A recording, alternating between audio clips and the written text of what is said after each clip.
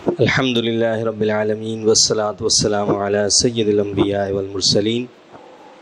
الحمدللہ درس قرآن کی نشست نمبر 286 ہے۔ اس سے پہلے سورہ الاحزاب کی آیت نمبر 8 تک درس دیا جا چکا ہے۔ آج انشاءاللہ تعالی سورہ الاحزاب کی آیت نمبر 9 سے درس کا آغاز ہوگا۔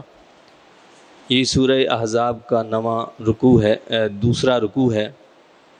اس میں اللہ رب العزت کا ارشاد پاک ہے، اعوذ باللہ من الشیطان الرجیم، بسم اللہ الرحمن الرحیم، یا ایہا الذین آمنوا اذکروا اللہ آمنوا اذکروا نعمت اللہ علیکم اذ جاءتکم جنود فارسلنا علیہم ریحا وجنودا لم تروها وکان اللہ بما تعملون بصیرا۔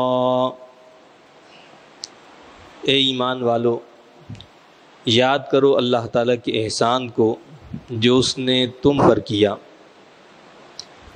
جب ہم حملہ آور ہو کر آ گئے تھے تم پر کفار کے لشکر، پس ہم نے بھیج دی ان پر آندھی اور اپنی ایسی فوجیں جنہیں تم دیکھ نہیں سکے تھے، اور اللہ تعالیٰ جو کچھ تم کر رہے تھے خوب دیکھ رہا تھا۔ تو یہ ذکر ہوا تھا غزوہ احزاب کے حوالے سے، یعنی جسے غزوہ خندق بھی کہا جاتا ہے، کہ سخت شدید حالات تھے، اور ایسے میں جتنے بھی یہودی قبائل تھے اور جتنے عرب قبائل تھے سب نے مل کر اہل مدینہ پر یعنی مسلمانوں پر حملہ کیا، اور یہ محاصرہ مسلمانوں کا جو کیا گیا، یعنی اللہ کے نبی صلی اللہ علیہ وسلم نے اس موقع پر خندق کھودنے کا حکم دیا، جو تقریباً 3.5 میل کے فاصلے پر مشتمل تھی اور بہت گہری تھی کہ جس میں کوئی کود کر اسے عبور نہیں کر سکتا تھا۔ تو تقریباً جو ہے 1 ماہ تک مسلمانوں کا محاصرہ رہا اور شدید مشکلات کا سامنا کرنا پڑا۔ یہی وہ غزوہ ہے کہ جس میں صحابہ کرام کی حالت یہ تھی، بھوک کے مارے پورا 1 مہینہ محاصرہ کیے ہوئے، کھانے پینے کی ساری اشیاء بند ہیں، اور اسی طرح جو ہے ان کے پاس موجود بھی نہیں یہ چیزیں۔ اب ایک صحابی جو ہیں وہ اپنی بھوک کی شدت کو بتانے کے لیے اللہ کے نبی صلی اللہ علیہ وسلم کی بارگاہ میں حاضر ہوتے ہیں، تو وہ کیا بتاتے ہیں؟ اپنے پیٹ سے کپڑا اٹھاتے ہیں کہ وہاں پتھر بندھا ہوا ہے، اور اللہ کے نبی صلی اللہ علیہ وسلم نے جب اپنے پیٹ مبارک سے کپڑا اٹھایا تو 2 پتھر بندھے ہوئے تھے۔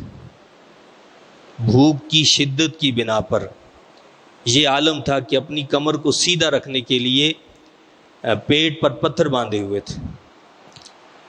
اور یہی وہ غزوہ ہے کہ جس میں حضرت جابر رضی اللہ تعالیٰ عنہ، جن کا گھر وہاں کہیں قریب میں تھا، تو انہوں نے 2 سے 3 افراد کے لیے کھانے کا اہتمام کیا، اور خاموشی سے آ کر اللہ کے نبی صلی اللہ علیہ وسلم سے عرض کی کہ یا رسول اللہ صلی اللہ علیہ وسلم، آپ کے لیے کھانا تیار کیا، آپ تشریف لے آئیں۔ تو اللہ کے نبی صلی اللہ علیہ وسلم خود ہی نہیں، سارے لشکر کو لے کر جو ہے روانہ ہو گئے۔ یاد رکھیں کہ جب کسی کو دعوت دی جاتی ہے تو جتنے افراد کو دعوت دی جائے اس سے زیادہ افراد نہیں جا سکتے، یہ ممنوع ہے، اور اس کا خیال رکھنا چاہیے۔ اگر 1 فرد کی دعوت ہے تو 1 ہی کو جانا چاہیے، 2 کی ہے تو 2 کو جانا چاہیے، اس سے زیادہ کو نہیں۔ لیکن یہ جو موقع تھا، اللہ کے نبی صلی اللہ علیہ وسلم نے جب یہ عمل اختیار کیا، حضرت جابر رضی اللہ تعالیٰ عنہ بھی بڑے گھبرائے اور اپنی زوجہ محترمہ کے پاس جا کر یہ سارا قصہ بیان کیا کہ اللہ کے نبی صلی اللہ علیہ وسلم کو تو میں نے خاموشی سے بتایا تھا، اور بتایا بھی تھا کہ آپ کے لیے ہے، اور آپ صلی اللہ علیہ وسلم تو سارے لشکر کو لے کر آ گئے۔ تو فرمایا کہ وہ اللہ کے نبی وہ بہتر جانتے ہیں، ایمان یہ ہوتا ہے کہ وہ اللہ کے نبی ہیں، وہ بہتر جانتے ہیں۔ اللہ کے نبی صلی اللہ علیہ وسلم نے اس کھانے کے حوالے سے حضرت جابر رضی اللہ تعالیٰ عنہ کو کچھ ہدایات جاری کی کہ یہ ایسے ایسے کرنا ہے اور اس کو کوئی تقسیم نہیں کرے گا۔ اللہ کے نبی صلی اللہ علیہ وسلم تشریف لے گئے، خود اپنے دست مبارک سے اسے تقسیم فرمایا۔ سارے لشکر نے کھانا کھا لیا، سارے گھر والوں نے کھانا کھا لیا، سارے اہل محلہ کو کھانا کھلا دیا۔ کھانا جتنا تھا اتنے کا اتنا ہی باقی تھا، اس میں ذرا بھر کمی نہیں آئی، سب نے پیٹ بھر کر کھانا کھا لیا۔ کھانا جتنا تھا ویسے کا ویسا ہی رہا، اس میں کوئی کمی نہیں۔ یہ اللہ کے نبی صلی اللہ علیہ وسلم کا معجزہ تھا جو آپ نے اس موقع پر جس کو جو ہے یعنی ظاہر کیا، آپ کے ہاتھوں اللہ تعالیٰ نے اس کا ظہور فرمایا۔ تو فرمایا کہ اے ایمان والو، یاد کرو اللہ تعالیٰ کے احسان کو جو اس نے تم پر کیا جب حملہ آور ہو کر آ گئے تھے تم پر کفار کے لشکر، سارے کفار نے تمہیں گھیر لیا تھا، اور اللہ کا انعام و اکرام دیکھو کہ تقریباً 1 مہینے تک وہ محاصرہ کیے رہے۔ 1 مہینے کے بعد اس عرصے کے اندر یعنی 1 مہینے میں آپس میں چھوٹی موٹی جنگیں ہوتی نہیں، لیکن کوئی باقاعدہ جنگ نہیں ہوئی، باقاعدہ جنگ نہیں ہوئی۔ ہاں اس دورانیے میں ایک دن ایسا بھی آیا کہ جب مسلسل تیر اندازی ہوتی رہی، اور اس تیر اندازی کی بنا پر 4 نمازیں قضا ہو گئیں، نہ نماز ظہر پڑھی جا سکی، نہ نماز عصر پڑھی جا سکی، نہ نماز مغرب پڑھی جا سکی، اور نہ نماز عشاء پڑھی جا سکی۔ 4 نمازیں۔ اللہ کے نبی صلی اللہ علیہ وسلم کو اس پر شدید دکھ ہوا، اور تقریباً آدھی رات کو پھر اللہ کے نبی صلی اللہ علیہ وسلم نے اپنے صحابہ کرام کے ساتھ ان 4 نمازوں کو ادا کیا۔ ان 4 نمازوں کو آدھی رات کے بعد ادا فرمایا۔ تو اتنا سخت ترین جو ہے یہ موقع تھا کہ جب یعنی اتنی نمازیں جو وہ قضا ہوئیں، لیکن اللہ تعالیٰ نے مدد کیسے فرمائی؟ ظاہری طور پر اللہ نے جو مدد کی وہ ایسے تھی کہ رب کائنات نے آندھی طوفان چلا دیا، شدید سردی آ گئی، اس آندھی اور طوفان سے ان کی ہانڈیاں پلٹ گئیں اور ان کے لشکر جو ہے تتر بتر ہو گئے۔ اللہ رب العزت نے ظاہری طور پر یہودیوں میں اور مشرکین میں ان کے قبائل میں پھوٹ پیدا کر دی، ایسا سبب پیدا کر دیا کہ جس سے ان کے درمیان پھوٹ پڑ گئی، اور اس طرح وہ سب کے سب جو ہیں سر پر اپنے پاؤں رکھ کر بھاگ گئے، گویا وہاں سے سب وہاں سے بھاگ گئے۔ اور دوسری طرف رب کائنات نے اندیکھی مخلوق کو، فرشتوں کو مدد کے لیے، مسلمانوں کی مدد کے لیے نازل فرما دی۔ اس طرح کفار جو ہیں وہ نیست و نابود ہو کر وہاں سے بھاگے، وہ ناکام و نامراد ہو کر وہاں سے بھاگے، اور اللہ تعالیٰ نے اہل ایمان کو، مسلمانوں کو یہاں پر کامیابی عطا فرمائی۔ تو اللہ کیا فرماتا اس احسان کو یاد کرو، جب سارے مل کر تم پر حملہ آور ہو گئے تھے تو ہم نے بھیج دی ان پر آندھی اور ایسی فوجیں جنہیں تم دیکھ نہیں سکتے تھے۔ ہم نے آندھی بھیجی، ایسی آندھی بھیجی کہ ان کا سب کچھ الٹ گیا، اور ایسی شدید سردی پیدا ہو گئی کہ خیمے سے باہر نکلنا ہی مشکل بن گیا، اور اللہ تعالیٰ جو کچھ تم کر رہے تھے خوب دیکھ رہا تھا۔ یعنی اللہ تعالیٰ سب کے حالات سے واقف تھا کہ کس پر کیا صورتحال گزر رہی ہے۔ اب اس موقع پر جو صورتحال تھی مسلمانوں کی، یعنی مسلمان کتنے مصائب کا، مشکلات کا، تکلیف کا شکار تھے، اس کا اندازہ آپ اس آیت سے لگا سکتے ہیں جو اگلی آیت آ رہی ہے۔ یعنی معاشی طور پر بھی مسلمان جو ہیں وہ شدید مشکلات کا شکار تھے، اور ظاہری طور پر بھی تمام مشرکین اور تمام قبائل، تمام جماعتوں، تمام علاقوں کی جانب سے شدید یعنی رعب کا، دبدبے کا اور وحشت اور دہشت کا یعنی گویا کہ ایک طرح سے شکار تھے۔ یعنی ظاہری طور پر شدید جو ہے وہ مسلمانوں پر ایک خوف طاری تھا۔ یعنی صورتحال کیا تھی اذ جاءوکم من فوقکم ومن اسفل منکم واذ زاغت الابصار وبلغت القلوب الحناجر وتظنون باللہ الظنونا. جب انہوں نے حلہ بول دیا تھا، کفار نے، مشرکین نے، یہودیوں نے حلہ بول دیا تھا تم پر، اوپر کی طرف سے بھی اور تمہارے نیچے کی طرف سے بھی.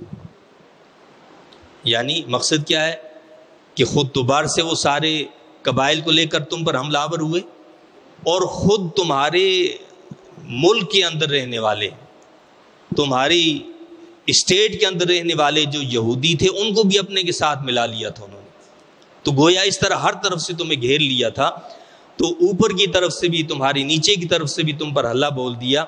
اور جب مارے دہشت کے، یعنی کتنی دہشت اور وحشت تھی، کیا فرما اللہ، اور جب مارے دہشت کے آنکھیں پتھرا گئیں اور کلیجے منہ کو آ گئے. اب اس صورتحال کا آپ اندازہ کریں کہ کیسی شدید صورتحال تھی کہ کلیجہ منہ کو آ گیا اور آنکھیں پتھرا گئیں کہ کیا ہوگا، کیا ہونے والا ہے، اور تم اللہ تعالیٰ کے بارے میں طرح طرح کے گمان کرنے لگ گئے. یعنی اب دل میں طرح طرح، ظاہر بات ہے کہ انسان جب ایسے شدید حالات کا شکار ہو جائے تو طرح طرح کے وسوسے پیدا ہونے لگتے ہیں. تو کیا فرمایا کہ اور تم اللہ تعالیٰ کے بارے میں طرح طرح کے گمان کرنے لگ گئے، یعنی طرح طرح کے وسوسے پیدا ہونے لگے. اور کیا فرمایا اللہ نے، اللہ رب العزت یہاں جو الفاظ استعمال کر رہے ہیں ان پر آپ غور کریں. هنالک ابتلی المؤمنون وزلزلوا زلزالا شدیدا. اس موقع پر خوب آزما لیا گیا ایمان والوں کو اور وہ خوب سختی سے جھنجھوڑے گئے. وزلزلوا زلزالا شدیدا، جس کے بارے میں اللہ خود فرمائے کہ ان کو خوب سختی سے جھنجھوڑا گیا. وہ کتنی شدید سختی ہوگی کہ مسلمانوں کو کیا کیا، زلزلوا زلزالا شدیدا، خوب سختی سے جھنجھوڑا گیا. مصطفیٰ کریم علیہ الصلوۃ والسلام ان کے درمیان موجود ہیں. تو جب اس جماعت کی آزمائش کا یہ عالم ہے تو پھر آپ اندازہ کریں، آپ کیا سمجھتے ہیں کہ ہم سے کوئی آزمائش نہیں ہوگی؟ اللہ نے تو قرآن میں فرمایا کہ جو ایمان لایا اس کی آزمائش ہوگی. ایسے حالات پیدا ہوں گے، یہ ساری صورتحال پیدا ہوگی، اس سے سخت تر صورتحال پیدا ہو سکتی ہے. یہ ساری چیزیں کیوں ہوتی ہیں؟ تاکہ پتہ چل جائے کہ مخلص مومن کون ہے اور منافق کون ہے. یہ ساری صورتحال اللہ اس لیے پیدا کرتا ہے تاکہ کھل کر سامنے آ جائیں وہ لوگ جن کا نفاق دلوں کے اندر چھپا ہوا ہے، جو چھپ چھپ کر حملے کرتے ہیں اور پیچھے سے باتیں کرتے ہیں، وہ کھل کر سامنے آ جائیں کہ جی آج کھل کر مسلمانوں کے خلاف، اہل ایمان کے خلاف، اسلام کے خلاف، علماء کے خلاف باتیں کر سکیں. اور بالآخر اللہ تعالیٰ کامیابی اہل ایمان کو عطا فرماتا ہے. نتیجہ کیا ہوتا ہے؟ کامیابی کسے دی جاتی ہے؟ جو اللہ پر یقین کامل رکھنے والے ہوتے ہیں. اگرچہ وہ تعداد میں کم ہوں اور ظاہری اسباب ان کے پاس موجود نہ ہوں، اللہ پر صحیح توکل اور بھروسہ رکھنے والے ہوں، اللہ ان کی ایسے ہی مدد فرماتا ہے جیسے غزوہ خندق والوں کی اللہ نے مدد فرمائی. ظاہری طور پر آپ نے دیکھا نا کہ کس طرح ہر طرف سے گھیر چکے ہیں، اور اب کچھ پتہ نہیں ہے کہ کس وقت ایسی یلغار ہو جائے کہ تمام مسلمانوں کو ملیا میٹ کر دیا جائے. اور وہ یہ تہیہ کر کر آئے تھے، یہ عزم لے کر آئے تھے کہ ہم نے ان مسلمانوں کو صفحہ ہستی سے مٹا دینا ہے. کیا کرنا ہے؟ صفحہ ہستی سے مٹا دینا ہے. اور یہی وجہ تھی کہ وہ بنو قریظہ جن کا معاہدہ مسلمانوں کے ساتھ تھا، جو مسلمانوں کی حلیف تھے، انہوں نے بھی مسلمانوں کا ساتھ چھوڑا اور کفار کے ساتھ جا ملے کہ ہم نے تمہارا ساتھ نہیں دینا بلکہ ان کا ساتھ دینا ہے. ہوا جس دوش پر چل رہی ہو اس کے ساتھ چلو تاکہ تم بچ جاؤ. لیکن ایسا ہوا نہیں کرتا. جو لوگ ہوا کے دوش پر چلا کرتے ہیں بالآخر وہ ناکام ہوا کرتے ہیں، اور ان کی ناکامی آپ دیکھیں گے کہ آگے چل کر ان کی ناکامی کو بھی اللہ نے بیان فرمایا. وَإِذْ يَقُولُ الْمُنَافِقُونَ وَالَّذِينَ فِي قُلُوبِهِم مَّرَضٌ مَّا وَعَدَنَا اللَّهُ وَرَسُولُهُ إِلَّا غُرُورًا. اور اس وقت کہنے لگے تھے منافق اور جن کے دلوں میں روگ تھا کہ نہیں وعدہ کیا تھا ہم سے فتح کا اللہ اور اس کے رسول نے مگر صرف دھوکہ دینے کے لیے. پتہ چل گیا نا بھائی مسلمانوں کے اندر منافق بھی موجود تھے. اب وہ کھل گئے, کھل کر بولنے لگے کہ بھائی یہ جو ہم سے وعدے کیے جا رہے تھے یہ جنت کے اور یہ جہنم کے اور یہ تمہاری کامیابی کے, یہ سب تو دھوکہ فراڈ ہے, یہ ایسی باتیں مولویوں کی باتیں, یہ اللہ رسول کے وعدے جھوٹے وعدے نعوذ باللہ. منافق کیا کہنے لگے یہ سب دھوکہ ہے. وَإِذْ قَالَتْ طَائِفَةٌ مِّنْهُمْ يَا أَهْلَ يَثْرِبَ لَا مُقَامَ لَكُمْ فَارْجِعُوا.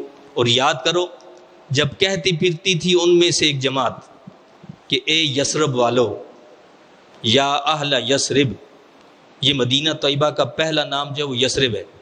اللہ کے نبی صلی اللہ علیہ وسلم جب مدینہ طیبہ میں تشریف لے گئے تو وہ مدینہ منورہ یا مدینہ طیبہ بن گیا, اور اللہ کے حبیب کریم صلی اللہ علیہ وسلم نے یثرب کے نام کو ناپسند فرمایا. اب مدینہ طیبہ کو یثرب کے نام سے پکارنا جائز نہیں ہے. یہاں پر چونکہ یہ منافقوں کا قول ہے اس لیے بتایا کہ انہوں نے کہا, منافقوں نے کہا, کیا کہا, یا اہل یثرب, اے یثرب والو, یعنی اے مدینہ طیبہ والو. تو لہٰذا اس چیز کا خیال رکھنا ہے کہ مدینہ طیبہ کو کبھی یثرب نہیں کہنا ہے بلکہ مدینہ منورہ ہے یا مدینہ طیبہ ہے. تو کہنے لگی ایک جماعت کے یثرب والو تمہارے لیے اب یہاں ٹھہرنا ممکن نہیں, جان عزیز ہے تو لوٹ چلو اپنے گھروں کو. منافق جو موجود تھے وہ کہنے لگے بھائی گھروں کو چلو, اب یہاں رہو گے تو مر جاؤ گے, قتل کر دیے جاؤ گے. وَيَسْتَأْذِنُ فَرِيقٌ مِّنْهُمُ النَّبِيَّ يَقُولُونَ إِنَّ بُيُوتَنَا عَوْرَةٌ. اور کیا ہونے لگا, کچھ منافق جو وہ آ کر اللہ کے نبی صلی اللہ علیہ وسلم سے اجازت مانگنے لگے, اور اجازت مانگنے لگا ان میں سے ایک گروہ نبی کریم صلی اللہ علیہ وسلم سے یہ کہہ کر حضور ہمارے گھر بالکل غیر محفوظ ہیں. بہانے, اب بہانے بننے لگے کہ جی ہمارے گھر غیر محفوظ ہیں اور ان کی دیواریں چھوٹی ہیں اور دشمن کا حملہ ہے اور نہ جانے ہمارے گھروں کے ساتھ کیا ہو جائے, آپ ہمیں اجازت دے دیں تاکہ ہم واپس چلے جائیں. وَمَا هِيَ بِعَوْرَةٍ إِن يُرِيدُونَ إِلَّا فِرَارًا. اللہ نے ان کی دھوکے بازی کو کیسے واضح کیا, اللہ فرماتا ہے حالانکہ وہ غیر محفوظ نہ تھے, اللہ خود فرما رہا ہے ان کے گھر غیر محفوظ نہ تھے, اس بہانہ سازی سے ان کا ارادہ محض میدان جنگ سے فرار تھا. وہ یہ چاہتے تھے کہ جی ہمیں اس میدان سے جو چھوٹ مل جائے, ہم اس جنگ سے بچ جائیں, اس لیے وہ بھاگنا چاہتے تھے. اور ان لوگوں کی حالت یہ ہے, یعنی یہ جو منافق ٹائپ کے لوگ ہیں مسلمانوں کی صفوں کے اندر گھسے ہوئے ہیں, اللہ ان کے بارے میں کیا فرماتے ہیں, یہ فسادی قسم کے لوگ ہوتے ہیں. فرمایا کہ وَلَوْ دُخِلَتْ عَلَيْهِمْ مِنْ أَقْطَارِهَا ثُمَّ سُئِلُوا الْفِتْنَةَ لَآتَوْهَا وَمَا تَلَبَّسُوا بِهَا إِلَّا يَسِيرًا. اور اگر گھس آتے کفار کے لشکر ان پر مدینہ کے اطراف سے, یہ لوگ جو آج آپ کو یہ کہہ رہے ہیں ہمارے گھر غیر محفوظ ہیں, ہمیں جانے دیں, اجازت دے دیں, ہم گھر چلے جائیں, یہ ہے ہماری پریشانی, یہ تکلیف, یہ بہانہ, یہ وہ. اللہ کے حبیب علیہ الصلوۃ والسلام کو اللہ فرماتا ہے اے محبوب یہی لوگ جو یہ بہانے سازیاں کر رہے ہیں اگر یہ مدینہ طیبہ میں ہوں اور وہاں پر یہ جو کفار کا لشکر آپ پر حملہ آور ہے یہ آ جائے مدینہ کے اطراف سے, ہر طرف سے, اور ان سے کہے, تو کیا فرمایا کہ اگر گھس آتے کفار کے لشکر ان پر مدینہ کے اطراف سے, پھر ان سے درخواست کی جاتی فتنہ انگیزی میں شرکت کی کہ آؤ ہمارا ساتھ دو ان مسلمانوں کے خلاف, کیا ہوتا, ان کو آ کر کفار کہتے کہ تم ہمارے ساتھ آ جاؤ اور ان مسلمانوں کو ہم نے ملیمیٹ کرنا ہے, ان کو ختم کرنا ہے, تو فوراً اسے قبول کر لیتے اور توقف نہ کرتے اس میں مگر بہت کم, ذرا بھی جو ہے وہ توقف نہ کرتے, ذرا بھی نہ رکتے, یعنی بس اتنا ہوتا کہ جاتے اپنا اسلحہ اٹھاتے اور آ کر مسلمانوں کے خلاف لڑنا شروع کر دیتے. یہ بہانے باز لوگ ہیں. وَلَقَدْ كَانُوا عَاهَدُوا اللَّهَ مِن قَبْلُ لَا يُوَلُّونَ الْأَدْبَارَ. حالانکہ یہی لوگ پہلے اللہ تعالیٰ سے وعدہ کر چکے تھے کہ وہ پیٹھ نہیں پھیریں گے. یعنی ان میں سے کئی ایسے منافقین کے قبیلے تھے جنہوں نے غزوہ احد میں دھوکہ دیا تھا اور اس کے بعد انہوں نے پکا وعدہ کیا تھا کہ آئندہ ہم ایسا نہیں کریں گے. کیا کریں گے, آئندہ ہم ایسی حرکت نہیں کریں گے. اللہ یاد دلا رہا ہے، حالانکہ یہی لوگ پہلے اللہ تعالیٰ سے وعدہ کر چکے تھے کہ وہ پیٹھ نہیں پھیریں گے۔ وَكَانَ عَهْدُ اللَّهِ مَسْئُولًا، اور اللہ تعالیٰ سے جو وعدہ کیا جاتا ہے اس کے متعلق ضرور باز پرس کی جاتی ہے۔ ایسا نہیں ہے کہ اس وعدے کے بارے میں پوچھا نہیں جائے گا، اس کے بارے میں تو باز پرس ہوگی، اس کے بارے میں پوچھا جائے گا، اس کے بارے میں سوال کیا جائے گا۔ قُل لَن يَنفَعَكُمُ الْفِرَارُ إِن فَرَرْتُم مِّنَ الْمَوْتِ أَوِ الْقَتْلِ وَإِذًا لَّا تُمَتَّعُونَ إِلَّا قَلِيلًا۔ اب فرمایا کہ تم کیا سمجھتے ہو کہ یہاں اس میدان سے تمہیں اجازت دے دی جائے کہ چلو ٹھیک ہے چلے جاؤ، اگر تمہاری موت لکھی ہے تو بچ جاؤ گے؟ ایسا نہیں ہوگا۔ کیا فرمایا؟ فرما دیجئے بھگوڑو تمہیں نفع نہیں دے گا بھاگنا، اگر تم بھاگنا چاہتے ہو موت سے یا قتل سے، اور اگر بھاگ کر تم نے جان بچا بھی لی تو تم لطف اندوز نہ ہو سکو گے مگر تھوڑی مدت کے لیے۔ فرمایا پہلی بات تو یہ ہے کہ جب موت آتی ہے کہیں پر بھی ہوگے موت نے تمہیں پکڑ لینا ہے، قتل تمہارے مقدر میں لکھا ہے تو قتل ہو کر رہنا ہے، لیکن اگر بالفرض تصور کر لیتے ہیں کہ یہاں سے تم چھوٹ گئے، قتل سے بچ گئے، تو کتنا جی لو گے بھائی؟ مزید 2 سال 4 سال 5 سال 10 سال، اس کے بعد کہاں جاؤ گے؟ پھر بھی تو واپس اللہ کے پاس جانا نا، پھر کیا جواب دو گے؟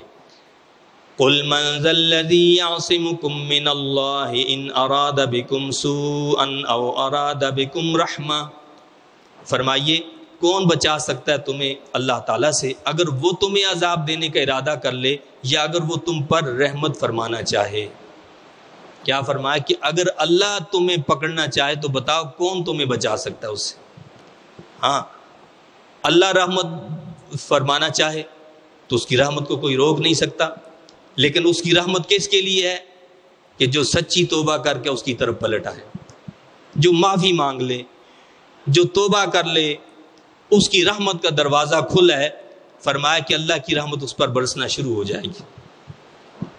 بندہ معاف کرنے میں تاخیر کرتا ہے، مولا معافی میں تاخیر نہیں کرتا۔ وہ یہ دیکھتا ہے کہ میرا بندہ میرے پاس آیا یعنی حاضر ہو جائے تو اللہ فوراً معاف کر دیتا ہے کہ میرا بندہ میری بارگاہ میں آ گیا، بس اس کو معاف کر دو۔ تو فرمایا کہ اگر وہ تم پر رحمت فرمانا چاہے، وَلَا يَجِدُونَ لَهُم مِّن دُونِ اللَّهِ وَلِيًّا وَلَا نَصِيرًا، اور نہیں پائیں گے وہ لوگ اپنے لیے اللہ تعالیٰ کے سوا کوئی دوست اور نہ کوئی مددگار۔ قَدْ يَعْلَمُ اللَّهُ الْمُعَوِّقِينَ مِنكُمْ وَالْقَائِلِينَ لِإِخْوَانِهِمْ هَلُمَّ إِلَيْنَا، یہ سب منافقین کے بارے میں بتایا جا رہا ہے۔ اللہ تعالیٰ خوب جانتا ہے جہاد سے روکنے والوں کو تم میں سے، اور انہیں جو اپنے بھائیوں سے کہتے ہیں کہ اسلامی کیمپ چھوڑ کر ہماری طرف آ جاؤ۔ یہودیوں نے منافقوں کو پیغام بھیجا کہ بھائی تم ہمارے ساتھ آ جاؤ، یہ سارے مشرکین عرب ہمارے ساتھ ہیں، اگر تم نے ہمارا ساتھ نہ دیا تمہیں بھی ملیا میٹ کر دیا جائے گا، دیکھتے نہیں کتنا بڑا لشکر ہے، ہمارے ساتھ آ جاؤ۔ اب جب انہوں نے یہ کہا اور پھر اپنا روب دبدبا دکھایا تو منافق جو وہ مسلمانوں کو کہنے لگے بھائی چھوڑو، ادھر آؤ ہمارے ساتھ آؤ، ہم مل کر ان کے ساتھ جو ان مسلمانوں کو جو ختم کرتے ہیں۔ وَلَا يَأْتُونَ الْبَأْسَ إِلَّا قَلِيلًا، اور خود بھی جنگ میں شرکت نہیں کرتے مگر برائے نام۔ کیا فرمایا کہ پہلی چیز تو یہ ہے کہ وہ خود شرکت نہیں کرتے، اور شرکت اگر کرتے بھی تو برائے نام کہ جی یہ نہ ہو کہ ہم نے شرکت نہیں کی۔ دوسری بات یہ ہے کہ خود بھی شرکت نہیں کرتے، دوسروں کو بھی نہیں جانے دیتے، ان کو بھی روکتے ہیں کہ مت جاؤ، تم بھی ادھر آؤ ہمارے ساتھ۔ اشحۃ علیکم، پرلے درجے کے کنجوس ہیں۔ فَإِذَا جَاءَ الْخَوْفُ رَأَيْتَهُمْ يَنظُرُونَ إِلَيْكَ تَدُورُ أَعْيُنُهُمْ كَالَّذِي يُغْشَىٰ عَلَيْهِ مِنَ الْمَوْتِ، پرلے درجے کے کنجوس ہیں تمہارے معاملے میں، پھر جب خوف و دہشت چھا جائے تو آپ انہیں ملاحظہ فرمائیں گے، وہ آپ کی طرف یوں دیکھنے لگتے ہیں کہ ان کی آنکھیں چکرا رہی ہوتی ہیں، اس شخص کی مانند جس پر موت کی غشی تاری ہو۔ یعنی جب حالت سنگین ہو جاتی ہے، جنگ کی صورتحال جو سنگین ہوتی ہے تو ایسے لگتا ہے کہ جیسے ان پر موت طاری ہو رہی ہے، اور آنکھیں پھٹی کی پھٹی رہ جاتی ہیں اور چکرانے لگتے ہیں جیسے ان کے سر، ایسے پھٹی پھٹی آنکھوں سے دیکھتے ہیں آپ کی طرف۔ اللہ رب العزت منافقین کی حالت کو بتا رہا ہے۔ فَإِذَا ذَهَبَ الْخَوْفُ سَلَقُوكُمْ بِأَلْسِنَةٍ حِدَادٍ أَشِحَّةً عَلَى الْخَيْرِ، اب ان منافقین کا طرز عمل آپ دیکھیں، اور اس سے آپ پہچان سکتے ہیں ہر ماحول اور معاشرے کے اندر لوگوں کو۔ اسلام نے، قرآن نے کسوٹی دے دی ہے کہ اس پر آپ پرکھ لیں، جس زمانے میں جس ماحول میں اس پیمانے پر جو اترتا ہوگا، جس پر اترتا ہوگا اس کا حکم وہی ہوگا، وہی اس پر لاگو ہوگا۔ اب ایک طرف تو یہ حالت تھی کہ جب جنگ کے اور خوف کے بادل منڈلا رہے تھے تو آنکھیں پھٹی جا رہی تھیں، سر چکرا رہے تھے اور بے ہوشی طاری ان پر ہو رہی تھی۔ دوسری طرف یہ تھا کہ اللہ نے مسلمانوں کو کامیابی دے دی، فتح ہو گئی، مال غنیمت آ گیا۔ اب کیا صورتحال ہے؟ پھر جب خوف دور ہو جائے تو تمہیں سخت اذیت پہنچاتے ہیں اپنی تیز زبانوں سے، بڑے حریص ہیں مال غنیمت کے حصول میں، اور بڑے چڑھ کر جی یہ دیکھو جی اس نے تو صحیح لڑائی نہیں کی ہے اور میں سب سے آگے تھا اور میں نے یہ کیا، میں نے وہ کیا۔ زبانیں ان کی تیز چل رہی ہوتی کہ ہم نے یہ کیا، ہم نے وہ کیا۔ بھائی آپ نے یہ کیا ہے، اگر اللہ کے لیے کیا ہے تو آپ کو کہنے کی ضرورت نہیں ہے، اور آپ نے کسی مفاد کے لیے کیا ہے تو یہ سب آپ کہیں گے جی میں نے تو یہ کیا، میں نے وہ کیا ہے، اور یہ دیکھو اس نے تو ایسا کیا، یہ ایسا تھا، یہ ویسا تھا۔ اللہ رب العزت نے یہاں فرمایا کہ ان کی تیز زبانیں چلتی ہیں۔ پھر جب کیا ہوتا ہے، کامیابی مل جاتی ہے، فتح ہو جاتی ہے، مال غنیمت آ جاتا ہے، یہاں امید ہوتی ہے کہ جی مال آئے گا تو آپ کہ جی مجھے سب سے زیادہ مال ملے کہ میں نے یہ کارنامہ سر انجام دیا۔ اللہ فرماتا ہے کہ پھر جب خوف دور ہو جائے تو تمہیں سخت اذیت پہنچاتے ہیں اپنی تیز زبانوں سے، بڑے حریص مال غنیمت کے حصول میں۔ اولئک لم یؤمنوا فاحبط اللہ اعمالہم، در حقیقت یہ لوگ ایمان ہی نہیں لے آئے، بس اللہ نے ضائع کر دیے ہیں ان کے اعمال۔ اللہ نے کھلا اعلان کر دیا کہ یہ تو منافق لوگ ہیں، یہ تو دراصل ایمان لائے نہیں ہیں۔ اللہ نے تو ان کے تمام اعمال کو ضائع کر دیا، برباد کر دیا کہ اصل چیز ایمان ہے۔ جب دل میں ایمان نہ ہو تو سب بیکار ہے۔ وَكَانَ ذَلِكَ عَلَى اللَّهِ يَسِيرًا، اور ایسا کرنا اللہ تعالیٰ کے لیے بالکل آسان ہے۔ يَحْسَبُونَ الْأَحْزَابَ لَمْ يَذْهَبُوا، اب پھر منافقوں کی حالت آپ دیکھیں کہ ان پر کیسا خوف طاری تھا دشمن کا۔ اللہ نے کیا فرمایا؟ دشمن بھاگ گیا لیکن یہ بزدل لوگ یہی خیال کر رہے ہیں کہ ابھی جتھے نہیں گئے۔ دشمن تو سارا بھاگ گیا، سارے لشکر، سارے قبیلے بھاگ گئے، یہودی بھی بھاگ گئے، کافر بھی بھاگ گئے، سب کے سب بھاگ گئے، لیکن منافقوں پر کیا طاری تھا؟ کہہ رہے تھے نہیں جی، وہ اپنے گھروں سے، خیموں سے باہر ہی نہیں نکل رہے تھے کہ نہیں جی وہ ابھی تک لشکر موجود ہیں، یہاں پر ابھی لشکر موجود ہیں، ابھی ہم باہر نہیں آئیں گے۔ فرمایا کہ دشمن بھاگ گیا لیکن یہ بزدل یہی خیال کر رہے ہیں کہ ابھی جتھے نہیں گئے۔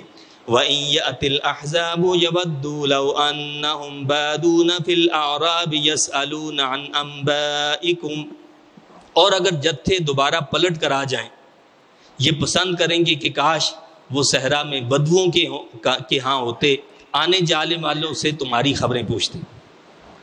کیا فرمایا کہ اگر بالفرض یہ تصور کر لیا جائے کہ یہ جو لشکر بھاگے، یہ بھاگ کر یہ واپس پلٹ کر آ جائیں، تو یہ تمنا کریں گے کہ کاش ہم کہیں جنگل میں ہوتے، دیہاتیوں کے پاس، اور امن اور سکون سے ہوتے، اور وہاں سے جو لوگ گزرتے تو ہم ان سے پوچھتے کہ بتاؤ مسلمانوں کا کیا حال ہے، مارے گئے، ختم ہو گئے یا ابھی باقی ہیں، ہم ان سے خبریں لیتے اور ہم اس چکر میں نہ پڑتے۔ وَلَوْ كَانُوا فِيكُمْ مَا قَاتَلُوا إِلَّا قَلِيلًا، اور اگر یہ بزدل تم میں موجود بھی ہوتے تو یہ دشمن سے جنگ نہ کرتے مگر برائے نام۔ اللہ نے فرمایا کہ یہ تمہاری جماعت میں، تمہارے لشکر میں موجود بھی ہوتے تو انہوں نے دشمن سے لڑنا نہیں تھا، برائے نام لڑتے بس، جیسے برائے نام نماز پڑھتے ہیں، جیسے برائے نام زکوٰۃ دیتے ہیں، یا دیگر جو اعمال خیر ہیں بظاہر دکھانے کے لیے کرنے پڑتے ہیں کہ جی ہمیں کہیں یہ نہ ہو کہ کہا جائے کہ مسلمان ہی نہیں ہے، تو ظاہری طور پر جس طرح کرنے پڑتے اسی طرح یہ جنگ بھی کرتے۔ لَقَدْ كَانَ لَكُمْ فِي رَسُولِ اللَّهِ أُسْوَةٌ حَسَنَةٌ لِمَنْ كَانَ يَرْجُو اللَّهَ وَالْيَوْمَ الْآخِرَ وَذَكَرَ اللَّهَ كَثِيرًا۔ اب اللہ نے ایک کسوٹی ہمیں دے دی کہ کسی کے لیے مثال اور نمونہ کون ہو سکتا ہے، اور وہ اللہ کے حبیب کریم صلی اللہ علیہ وسلم کی ذات گرامی ہے۔ اور یہ پورے حالات آپ نے پیچھے سنے ہیں کہ غزوہ احزاب اور غزوہ خندق جسے ہم کہتے ہیں، اس میں کیا صورتحال تھی، اور ایسے عالم میں سب سے زیادہ ذمہ داری جو ہوتی ہے وہ سپہ سالار پر ہوتی ہے۔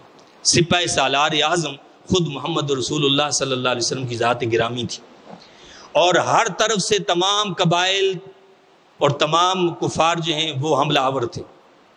اس ساری صورتحال کے اندر محمد عربی صلی اللہ علیہ وسلم کے قدم مبارک کے اندر ذرا بھی کوئی جنبش نہیں آئی، ذرا بھی لرزہ نہیں آیا، بلکہ اس صورتحال کے اندر فرمایا کہ مجھے یمن کے محلات دیے گئے ہیں، مجھے کسرا کے محلات اور خزانے دیے گئے ہیں، مجھے جو ہے روم کے محلات اور جو خزانے دیے گئے ہیں، جس پر مسلمانوں کا مذاق اڑایا گیا تھا۔ اور وقت نے ثابت کیا کہ محمد عربی صلی اللہ علیہ وسلم نے ان حالات میں جو پیشن گوئی کی تھی وہ ہو بہو اسی طرح اللہ تعالیٰ نے کر کے دکھائی جس طرح محمد عربی صلی اللہ علیہ وسلم نے اس کی بشارت دی تھی۔ تو اللہ نے فرمایا کہ دیکھو محمد عربی صلی اللہ علیہ وسلم کس طرح ثابت قدم رہے۔ اے مسلمانوں، تمہارے لیے نمونہ ان کی ذات ہے۔ حالات کیسے تھے، کیسی مشکل تھی، کیسی پریشانی تھی، کس طرح معاشی بائیکاٹ تھا، کس طرح ان کا محاصرہ تھا، کس طرح ان تک کوئی چیز نہیں پہنچ سکتی تھی، پابندی تھی، بالکل بائیکاٹ گویا کہ سارے مسلمانوں کا محاصرہ کیا ہوا تھا نا بھائی۔ مدینہ طیبہ میں بچے بلک بلک کر رو رہے تھے، ان تک کوئی چیز نہیں پہنچ رہی تھی، سب کچھ روک دیا گیا تھا، ادویات نہیں پہنچ رہی تھی، کھانے پینے کی اشیاء نہیں پہنچ رہی تھی، لیکن محمد عربی صلی اللہ علیہ وسلم ثابت قدم تھے اور اپنی جماعت کو لے کر چل رہے تھے۔ اللہ فرماتا ہے بے شک تمہاری رہنمائی کے لیے اللہ کے رسول کی زندگی میں بہترین نمونہ ہے۔ اگر جانثاروں نے ایک پتھر باندھا تھا، محمد عربی صلی اللہ علیہ وسلم نے پیٹ مبارک پر 2 پتھر باندھ رکھے تھے۔ جانثار جس طرح خود خندق کو کھود رہے تھے، محمد عربی صلی اللہ علیہ وسلم خود بھی اس میں شریک تھے اور اس کو کھود رہے تھے، سارے کام خود کر رہے تھے اور تمہارے ساتھ مل کر رہے تھے۔ نبی کریم صلی اللہ علیہ وسلم کی ساری حیات مقدسہ صرف جنگ کے لیے نہیں، امن کے لیے، اور کسی بھی معاملے میں اگر تم نے دیکھنا ہے تو محمد عربی صلی اللہ علیہ وسلم کی سیرت اور کردار کو دیکھو اور اس نمونے کو اپناؤ اور اس کو فالو کرو، اللہ تمہیں کامیابی دے گا۔ تو فرمایا کہ تمہارے لیے جو اسوہ ہے، بہترین نمونہ ہے، وہ محمد عربی صلی اللہ علیہ وسلم کی ذات گرامی ہے۔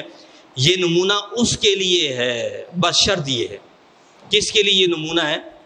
جو اللہ تعالیٰ سے ملنے اور قیامت کے آنے کی امید رکھتا ہے اور کثرت سے اللہ کو یاد کرتا ہے، دل سے بھی اللہ کو یاد کرتا ہے، زبان سے بھی اللہ کو یاد کرتا ہے، اپنے عمل اور کردار سے بھی اللہ کو یاد کرتا ہے۔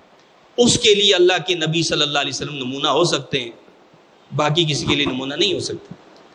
جن کا آخرت پر یقین ہوگا، جو اللہ کو یاد رکھنے والے ہوں گے، وہی محمد عربی صلی اللہ علیہ وسلم کو کیا کریں گے؟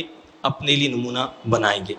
وَلَمَّا رَأَى الْمُؤْمِنُونَ الْأَحْزَابَ قَالُوا هَذَا مَا وَعَدَنَا اللَّهُ وَرَسُولُهُ وَصَدَقَ اللَّهُ وَرَسُولُهُ وَمَا زَادَهُمْ إِلَّا إِيمَانًا وَتَسْلِيمًا۔ اب اس سے پہلے جو بات ہم نے پڑھی تھی وہ تھی منافقین کے بارے میں، منافقین کے حالات، کہ منافقین کی کیا صورتحال تھی۔ اب ان کے مقابلے میں آپ ذرا ان لوگوں کو دیکھیں جو محمد عربی صلی اللہ علیہ وسلم کے جانثار تھے، جو اپنا تن من دھن سب کچھ قربان کرنے کے لیے تیار تھے۔ ان کے بارے میں قرآن کیا کہتا ہے؟ قرآن کہتا ہے، منافقین کا حال آپ پڑھ چکے ہیں، اور جب ایمان والوں نے کفار کے لشکروں کو دیکھا، اتنے سارے لشکر امنڈ آئے، تو کیا ہوگا؟ تو فرتے جوش سے پکار اٹھے، یہ ہے وہ لشکر جس کا وعدہ ہم سے اللہ اور اس کے رسول نے فرمایا تھا۔ منافق تو یہ کہتے تھے نا جی یہ تو سب دھوکہ ہے، یہ اللہ اور رسول کے وعدے ہمارے ساتھ سب دھوکہ ہے۔ اور اہل ایمان مومنون صحابہ کیا کہہ رہے تھے؟ ہاں یہ وہ بات ہے جس کا وعدہ ہم سے اللہ نے اور اس کے رسول صلی اللہ علیہ وسلم نے فرمایا تھا۔ وصدق اللہ ورسولہ، اور سچ فرمایا تھا اللہ نے اور اس کے رسول نے، مسلمان یہ کہہ رہے تھے۔ اور وما زادہم الا ایمانا وتسلیما، اور دشمن کے لشکر جرار نے ان کے ایمان اور جذبہ تسلیم میں اور اضافہ کر دیا۔ مسلمان گھبرانے والے نہیں تھے، ان کی صفوں میں جو مریض لوگ تھے، جو منافق لوگ تھے، ان پر تو گھبراہٹ طاری تھی، اور اہل ایمان کے جذبہ ایمانی میں اور اضافہ ہو گیا تھا۔ وہ کہنے لگے یہ ساری وہ باتیں جو ہمیں اللہ اور اس کے رسول صلی اللہ علیہ وسلم نے فرمائی ہیں، اور ان کے جذبے کو مزید آگے دیکھیں قرآن کیا کہتا ہے۔ من المؤمنین رجال صدقوا ما عاہدوا اللہ علیہ، اہل ایمان میں ایسے جوان مرد ہیں جنہوں نے سچا کر دکھایا جو وعدہ انہوں نے اللہ تعالیٰ سے کیا تھا۔ کہ ایک ہی آرزو تھی کہ ہم جائیں اور شہید ہو جائیں. اللہ نے فرمایا کہ انہوں نے اپنے وعدے کو سچا کر دکھایا، جیسے حضرت حمزہ رضی اللہ تعالیٰ عنہ. فَمِنْهُمْ مَنْ قَضَى نَحْبَهُ وَمِنْهُمْ مَنْ يَنْتَظِرُ وَمَا بَدَّلُوا تَبْدِيلًا. ان جوان مردوں میں سے کچھ تو اپنی نظر پوری کر چکے، اپنی جان قربان کر چکے، اور بعض اس ساعت سعید کا انتظار کر رہے ہیں. جو شہید ہو گئے انہوں نے تو اپنی نظر پوری کر لی، کامیاب ہو گئے، لیکن کیا فرمایا کہ جو زندہ رہ گئے وہ انتظار کر رہے ہیں کہ کب ہمیں شہادت آئے گی، ہم اللہ کی راہ میں قربان ہوں گے. وَمَا بَدَّلُوا تَبْدِيلًا. جنگ کے مہیب خطرات کے باوجود ان کے رویے میں ذرا تبدیلی نہیں ہوئی، ان کے رویوں میں کوئی تبدیلی نہیں آئی. لِيَجْزِيَ اللَّهُ الصَّادِقِينَ بِصِدْقِهِمْ وَيُعَذِّبَ الْمُنَافِقِينَ إِن شَاءَ أَوْ يَتُوبَ عَلَيْهِمْ. تو فرمایا کہ اذن جہاد میں ایک حکمت یہ بھی ہے کہ اللہ تعالیٰ جزائے خیر دے اپنا وعدہ سچا کرنے والوں کو ان کے سچ کے باعث، اور عذاب دے منافقوں کو اگر اس کی مرضی ہو یا ان کی توبہ قبول فرما لے. یعنی جو ان میں سے توبہ کر لے، منافقوں میں سے، اللہ چاہے تو ان کو عذاب نہ دے، ان کی توبہ قبول کر لے. ان اللہ کان غفورا رحیما. بے شک اللہ تعالیٰ غفور الرحیم ہے. اب اس کے بعد جو ہے کافروں کا بیان ہے، جو ان کے لشکر وہاں سے بھاگے، اور بنو قریظہ نے جو وعدہ خلافی کی اس کا تذکرہ ہے. تو چونکہ وقت ختم ہو چکا ہے اور آج کا جو دن ہے وہ حج کا دن بھی ہے، اس لیے حصول برکت کے لیے جو حج کے حوالے سے چند باتیں بھی کرتا ہوں. اور وہ یہ کہ حج کا دن وہ عظیم دن ہے کہ جس میں اللہ کی خاص رحمتیں اور برکتیں نازل ہوتی ہیں. اس وقت تمام حجاج کرام جو ہیں وہ میدان عرفات میں جمع ہو رہے ہوں گے، اس لیے کہ ظہر کے بعد سے یعنی حکم ہے کہ وہاں پر وہ جمع رہیں، اور مغرب کی اذان جب ہو جائے یعنی سورج غروب ہو جائے پھر وہاں سے وہ مزدلفہ کی طرف روانہ ہوں، اس طرح کہ نماز مغرب وہاں پر نہیں پڑھیں گے بلکہ مزدلفہ میں آ کر پڑھیں گے نماز عشاء کے ساتھ ملا کر. آپ یہ دیکھیں یہ سارا کچھ کیا ہے، عبادات جو ہے نا وہ تین طرح کی ہیں. ایک عبادت وہ ہوتی ہے جس کو ہم مالی عبادت کہتے ہیں، جیسے زکوٰۃ ہے، یہ مالی عبادت ہے. ایک جسمانی عبادت ہوتی ہے جیسے نماز ہے، نماز پڑھتے ہیں. لیکن حج جو ہے مالی اور جسمانی دونوں طرح کی عبادت ہے. اس میں جسم بھی استعمال ہوتا ہے، مال بھی خرچ کیا جاتا ہے. تو مالی اور جسمانی دونوں طرح کی عبادت ہے. اللہ تعالیٰ نے جتنی عبادتیں رکھی ہیں تو ان کے پیچھے کوئی حکمت موجود ہے، اس کا ایک بیک گراؤنڈ ہے، اس کی وجوہات ہیں. یہ ایک الگ بات ہے.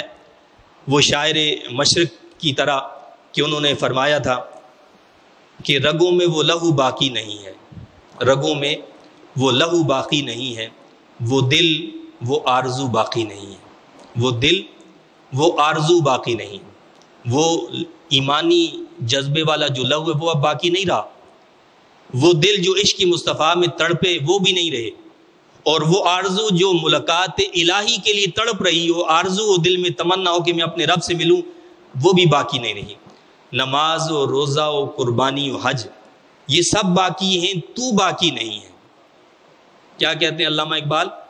نماز بھی باقی ہے، روزہ بھی ہے، قربانی بھی ہو رہی ہے، حج بھی ہو رہا ہے، سب کچھ ہو رہا ہے، لیکن تو باقی نہیں ہے. جب ایمان نہیں رہا تو کہاں باقی رہا؟ بھائی اصل چیز تو ایمان ہے نا. ایمان ہے تو سب کچھ ہے، جب ایمان نہ ہو تو پھر کہاں رہا انسان. تو علامہ اقبال رحمہ اللہ نے تو ہماری تصویر کشی ضرور کی ہے کہ ہماری صورتحال وہی ہے کہ نمازیں بھی ہو رہی ہیں، روزے بھی ہو رہے ہیں، قربانیاں آج سب کچھ ہو رہے ہیں، لیکن جیسے تھے ویسے کے ویسے ہی، کوئی فرق نہیں پڑ رہا ہے. تو حج بڑی حکمت اللہ تعالیٰ کی. بھائی یہ کیا بات، آپ جاؤ وہاں پر کہ مغرب کا ٹائم ہو چکا ہے، حکم ملا کہ نہیں مغرب یہاں نہیں پڑھنی ہے، جا کر مزدلفہ میں پڑھنی ہے. وہ تو بھائی وقت ہی نکل جائے گا مغرب کا، پھر کیا مطلب؟ کہا کہ پھر بھی وہاں پڑھنی ہے. مقصد کیا ہے کہ تم نے اپنے خواہشات کی پیروی نہیں کرنی ہے، رب کے حکم کی تعمیل کرنی ہے، نبی کے طریقے کو اپنانا ہے. چاہے تمہارا دل مانے نہ مانے، دل چاہے نہ چاہے، کرنا وہ ہے جو مصطفیٰ نے کہی ہے، جو مصطفیٰ کا عمل ہے، جو مصطفیٰ کی سنت ہے، اس کو کرو گے تو قبول ہوگا، نہیں کرو گے تو مردود ہو جاؤ گے. آپ دیکھیں حکم ہے کہ جی وہ شیطان کو آ کر کنکریاں ماری. شیطان تو نہیں ہے وہاں کوئی, وہاں تو ستون ہے. ستونوں کو کنکریاں مارنے کا کیا مطلب؟ یہاں تو شیطان کو کنکریاں ماری تھیں حضرت سیدنا ابراہیم خلیل اللہ علیہ الصلوۃ والسلام نے اس وقت جب اس نے آ کر بڑا حملہ کیا تھا حضرت ابراہیم خلیل اللہ علیہ السلام پر. روکا تھا آپ کو, اللہ کی راہ میں قربانی سے روکا تھا, اپنے بیٹے کو قربان ہونے سے بچانے کے لیے اس نے ہیلے بہانے کیے تھے. آپ اتنے بڑے عقل مند ہیں اور ایک خواب پر یہ سب کچھ کر رہے ہیں. تو بڑا شیطان جو کہتے ہیں نا, تو وہ بڑا حملہ تھا, وہ سب سے بڑا حملہ تھا. آپ نے اس کو 7 کنکریاں اٹھا کر ماری, وہ زمین دوز ہو گیا, زمین کے اندر گھس گیا. لیکن شیطان جو ہوتا ہے وہ صرف ایسے ہی پیچھے نہیں بھاگ جاتا. اللہ کے نبی خلیل اللہ علیہ الصلوۃ والسلام اتنا بلند مقام ہے, تھوڑا آپ آگے چلے تو پھر آ گیا وہ درمیانی شیطان, پھر حملہ کیا آپ پر, پھر آپ نے 7 کنکریاں ماری, زمین میں دھنس گیا. پھر کو چلے تو پھر آ گیا. شیطان کا کام کیا ہے؟ وہ ورغلاتا ہے, وسوسے ڈالتا ہے, پھر چلا جاتا ہے, گھس جاتا ہے, پھر نمودار ہو جاتا ہے. جب تک وہ اپنے کام میں کامیاب نہ ہو جائے وہ انسان کے پیچھے لگا رہتا ہے. حتیٰ یہ کہ 3 مرتبہ ایسا ہوا. اور یہ ہمیں بات یاد دلاتی ہے کہ شیطان جب بھی تم کوئی نیکی کا کام کرو گے وہ تمہیں آ کر روکے گا, یہ کام مت کرنا. جس طرح خلیل اللہ علیہ السلام کو روکا, حضرت خلیل اللہ علیہ الصلوۃ والسلام نے اس کو کنکریاں ماری, اس یاد میں تم بھی شیطان کو کنکریاں مارو. یہ کنکریاں مارنے کا مطلب یہ ہے کہ میں شیطان سے نفرت کرتا ہوں. کنکریاں مارنے کا کیا مطلب ہے؟ میں شیطان سے نفرت کرتا ہوں, میں شیطان کی پیروکاری نہیں کروں گا, میں شیطان کی آواز پر لبیک نہیں کہوں گا, میں اللہ اور اس کی نبی کی آواز پر لبیک کہوں گا. لیکن عجیب معاملہ ہے, ہم جاتے ہیں حج کر کر آتے ہیں, کنکریاں مارتے ہیں شیطان کو کہ میں تجھے ماروں گا, تجھ سے نفرت کرتا ہوں. واپس پلٹ کر آتے ہیں, وہی کرتے ہیں جو شیطان کہتا ہے, کرتے وہی ہیں جو شیطان کہتا ہے. تہذیب اس کی اپناتے ہیں جو شیطان کہتا ہے. اوڑھنا بچھونا وہ ہوتا ہے جو شیطان کہتا ہے. بھائی وہ کیسا حج, وہ کیسی عبادت, وہ کیسے مناسک, اس سے ہم نے کیا سیکھا؟ وہ تربیت کس لیے اللہ نے ہمیں دی, کس لیے ہمیں بھیجا کہ مال خرچ کرو, جان خرچ کرو, یہ کرو وہ کرو, اور یہ تربیت حاصل کر کے آؤ. یہ ایک تربیت ہے, حج جو ہے ایک تربیت ہے, اور جس کی تعلیم دی ہے, اور زندگی میں ایک مرتبہ حج کرنا فرض قرار دیا گیا ہے. اور فرمایا کہ جو صاحب استطاعت ہو حج نہ کرے, فرمایا کہ وہ یہودی ہو کر مرے یا نصرانی ہو کر مرے, اس کا اسلام سے کوئی تعلق اور واسطہ نہیں. اور اللہ کے نبی صلی اللہ علیہ وسلم نے یہ بھی فرمایا, یہ ترمذی شریف کی حدیث ہے, تابعوا بین الحج والعمرہ فإنہما ینفیان الفقر والذنوب. یہ حج اور عمرہ جو ہے فرمایا کہ مسلسل کرتے رہا کرو, ان سے کیا ہوتا ہے؟ ینفیان الفقر والذنوب. یہ حج اور عمرہ جو مسلسل کرتے رہتے ہیں, اس سے یہ ہوتا ہے کہ اللہ تعالیٰ گناہوں کو معاف کرتا رہتا ہے اور لوگوں کی محتاجی کو دور کرتا ہے. اگر انسان نے اپنی محتاجی کو دور کرنا ہے, لوگ سمجھتے ہیں محتاج ہو جائیں گے اللہ کی راہ میں خرچ کرنے سے, حج کرنے سے, عمرہ کرنے سے. اللہ کے نبی فرماتے ہیں کہ حج اور عمرے کے مسلسل سفر کرنے والوں کو اللہ تعالیٰ محتاجی سے دور کر دیتا ہے, وہ محتاج نہیں ہوتے. اور اللہ کے حبیب علیہ الصلوۃ والسلام نے حاجیوں کے لیے دعا فرمائی. کیا دعا فرمائی؟ اللہم اغفر للحاج ولمن استغفر له الحاج. المستدرک کی یہ حدیث ہے. اللہ کے نبی صلی اللہ علیہ وسلم نے فرمایا کہ اے اللہ اس حاجی کی جس نے صحیح طور پر حج کیا ہے تو اپنے کرم سے بخشش و مغفرت فرما دے. جس نے حج کے ارکان کو صحیح ادا کیا, مناسک کو صحیح ادا کیا ہے, اس کی حج کو اپنی بارگاہ میں قبول فرما لے. اللہ کے نبی دعا فرماتے. اور کیا فرمایا؟ اور جس کے لیے حاجی دعا مانگے بخشش کی, حاجی جس کے لیے بخشش کی دعا مانگے, یا اللہ اس کی بھی بخشش فرما دے. یعنی حجاج کرام جس کے لیے بخشش کی دعا کریں گے اللہ ان کی بھی بخشش فرمائے گا. تو گویا اس طرح انڈائریکٹلی نبی کریم صلی اللہ علیہ وسلم نے کیا دعا فرمائی؟ یا اللہ, ایک تو ڈائریکٹ ہے کہ حاجی کی بھی دعا کی بخشش فرما, اور دوسرا جو حاجی جس کے لیے دعا کرے اس کے لیے بھی اللہ کے نبی نے دعا فرمائی کہ یا اللہ اس کی بھی بخشش فرما. اللہ کے نبی نے دعا فرمائی. تو حاجیوں سے دعا بھی کروانی چاہیے کہ اللہ تعالیٰ ان کی دعا کو قبول فرماتا ہے. اللہ تعالیٰ سے دعا التجا ہے کہ اللہ تعالیٰ مجھے آپ کو ہم سب کو ان تعلیمات پر عمل کی توفیق عطا فرمائے. آمین. وآخر دعوانا الحمد للہ رب العالمین.